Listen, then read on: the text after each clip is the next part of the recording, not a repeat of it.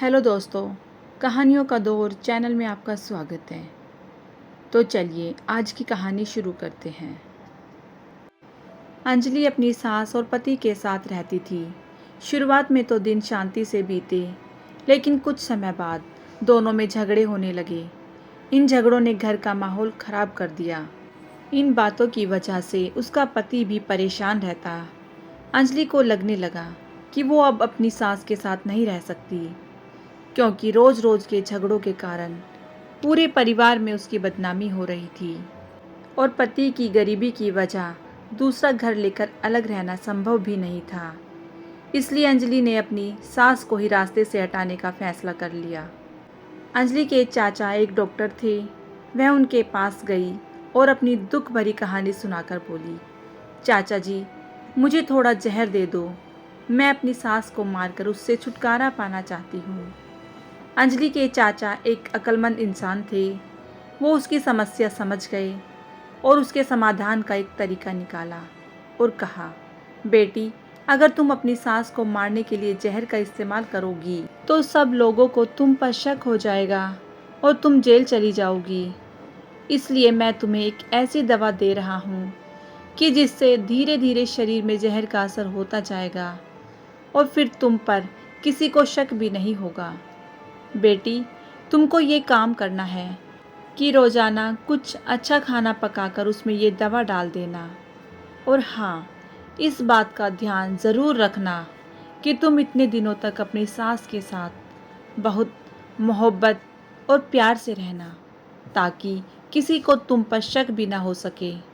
उनसे लड़ाई झगड़ा मत करना, उनकी हर बात मानना और अपनी माँ की तरह उनके साथ बर्ताव करना।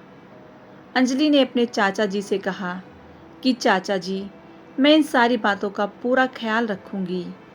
और फिर दवा लेकर अंजलि घर वापस आ गई। अब वो रोज़ाना कुछ अच्छा खाना पकाकर अपनी सास के खाने में वो दवा डाल देती और फिर बहुत सलीके से एक प्लेट में खाना सजाकर मुस्कुराती हुई अपनी सास को खाना पहुंचा देती। जब भी उसकी सास उस पर गुस्सा होती तो वो बड़ी खामोशी से उनकी बातों को सुनती और अपने गुस्से को काबू में रखकर चाचा की सलाह के अनुसार अपनी सास की खूब सेवा करती। उनके गुस्से की किसी बात का जवाब न देती। 6 महीने बीत गए। अब तो घर का नक्शा ही बदल गया। सास ने जब देखा कि मेरी बहू मेरा बहुत ख्याल रखती है और मेरी किसी बात का जवाब नहीं देती है, तो सास को भी बहू से मोहब्बत हो गई और वो उसको अपनी बेटियों की तरह मानने लगी। सास का अच्छा व्यवहार देखकर अंजलि भी अपनी सास को अपनी माँ की तरह समझने लगी और उनके साथ बहुत प्यार मोहब्बत से रहने लगी। अंजलि के इस अच्छे व्यवहार की वजह से उसका पति भी उससे बहुत खुश रहने लगा और अंजलि के अच्छे संस्कार की पूरे परिवार में चर्चा होने लगी। सब उसकी बहुत तारीफ करते। अब एक दिन अंजलि फिर अपने चाचा से मिलने गई और बोली कि चाचा जी, पिछले 1 महीने से मैं अपनी सास को तुम्हारी जड़ी बूटी खिला रही हूँ, क्योंकि अब वह मेरा बहुत ख्याल रखती है। इसलिए चाचा जी, अब आप मुझे कोई ऐसी दवा दीजिए जिसकी वजह से मेरी सास के जिस्म से उस जहर का असर बिल्कुल ख़त्म हो जाए। चाचा जी ने मुस्कुराते हुए कहा, बेटी, तुमको डरने की ज़रूरत नहीं है।